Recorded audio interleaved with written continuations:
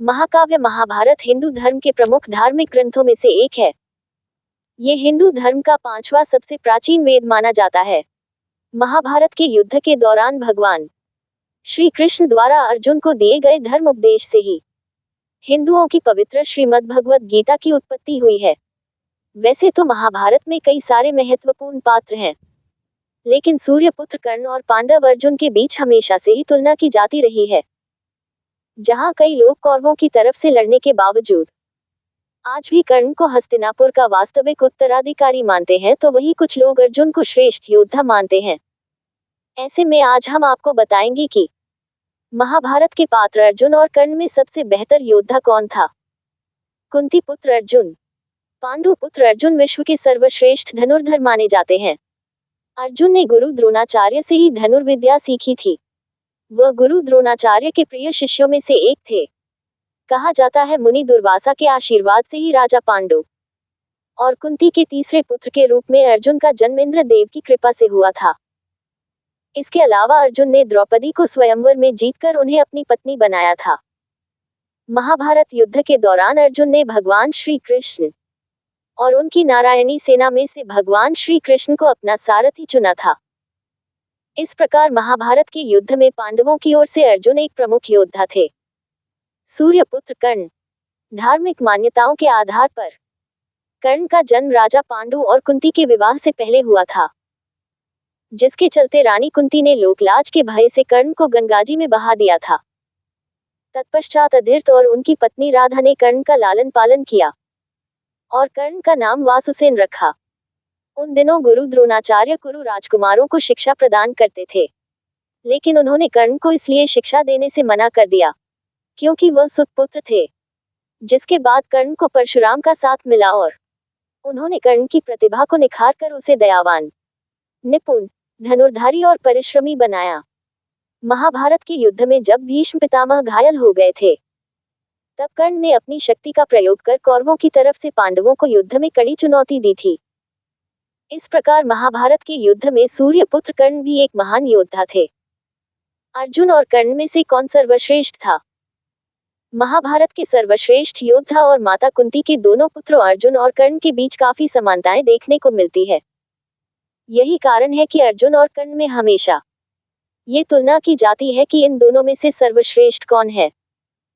द्रौपदी के स्वयंवर में अर्जुन और कर्ण दोनों ने ही भाग लिया था, लेकिन द्रौपदी ने अर्जुन को अपना वर इसलिए चुना क्योंकि भगवान शिव से द्रौपदी ने अपने वर के रूप में गुणी, दानवीर, न्यायप्रिय और साहसी व्यक्ति का वरदान मांगा था।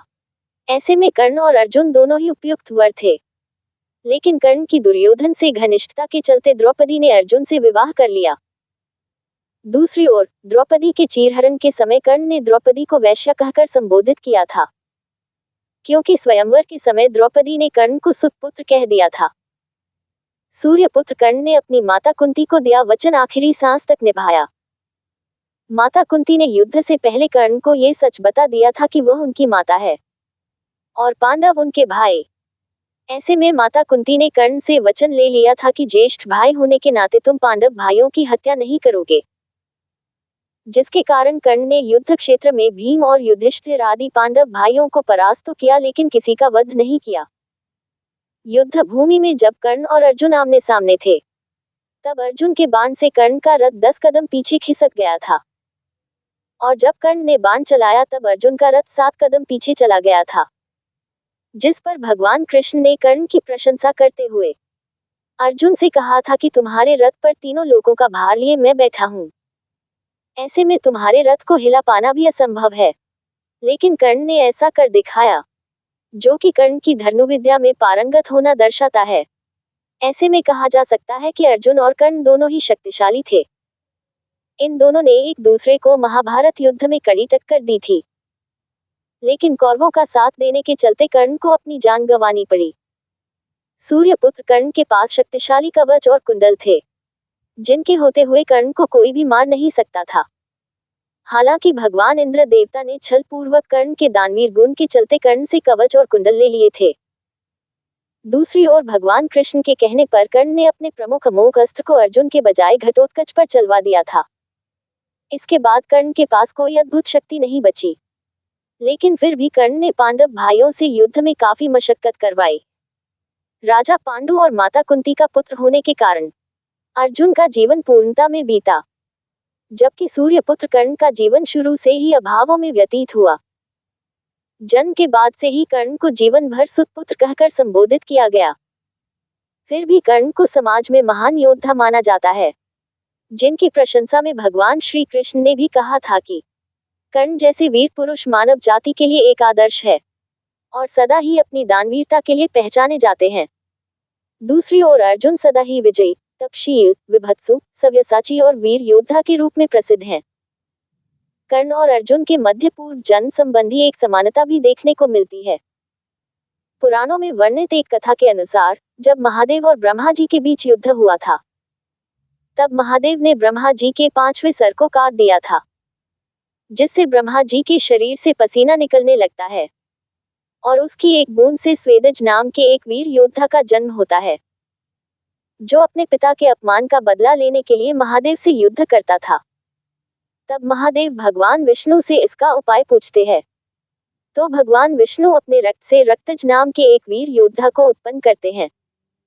तत्पश्चात रक्तज और स्वेदज के बीच भयंकर युद्ध होता है, जिसमें स्वेदज ने रक्तज को हरा दिया, लेकिन भगवान विष्णु के हस्तक्षेप के बाद स्वेदज ने रक्तज को माफ कर दिया।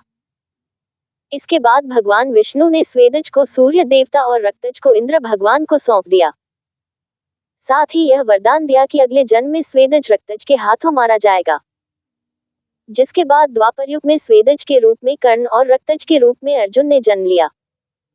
कर्ण और अर्जुन के मध्य विराट युद्ध। जब पांडव भाइयों को हस्तिनापुर छोड़कर 12 वर्ष का वनवास और 1 वर्ष का अज्ञातवास काटने के लिए जंगल जंगल भटकना पड़ा था, तब अज्ञातवास के दिनों में पांडव भाई भेष बदलकर राजा विराट की नगरी में रह रहे थे कि तभी कौरवों की सेना ने विराट नगरी पर आक्रमण कर दिया।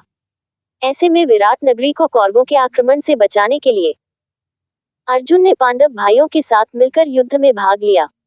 इस दौरान पांडव भाइयों ने अपनी पहचान छुपाए रखी। फिर विराट युद्ध में जब अर्जुन का सामना कर्ण से हुआ, तब दोनों ओर से बाणों की वर्षा होने लगी। अर्जुन और कर्ण दोनों ने ही एक दूसरे पर एक के बाद एक शक्तिशाली अस्त्रों और बाणों का प्रयोग किया, लेकिन कुछ समय बाद जब कर्ण बाण रहित हो गया, तब अर्जुन ने अपने तीर से कर्ण को घायल कर दिया। इसके बाद अर्जुन ने अपनी धनुर्विद्या का परिचय देते हुए विराट नगरी से कौरवों की सेना को पीछे खदेड़ दिया। धार्मिक पुराणों के अनुसार अर्जुन ने विराट युद्ध के दौरान ही सम्मोहन अस्त्र का उपयोग किया था। इस प्रकार हम कह सकते हैं कि कर्ण और अर्जुन दोनों ही बलशाली योद्धा थे। परंतु कहावत है कि जीत उसी की होती है जो सत्य और जीवन पर्यंत धर्म का साथ देता है, जिसके कारण अपार शक्तियां होने के बावजूद युद्ध भूमि में कर्ण अर्जुन के हाथों मारे जाते हैं। पवित्र ग्रंथ श्रीमद् भगवद गीता में भी लिखा है कि यानी जब जब धरती पर धर्म का लोप होता है, तब तब दुष्टों के संहार करने और धर्म का अभ्युत्थान करने के लिए मैं भगवान श्री कृष्ण धरती पर अवतार लेता हूँ।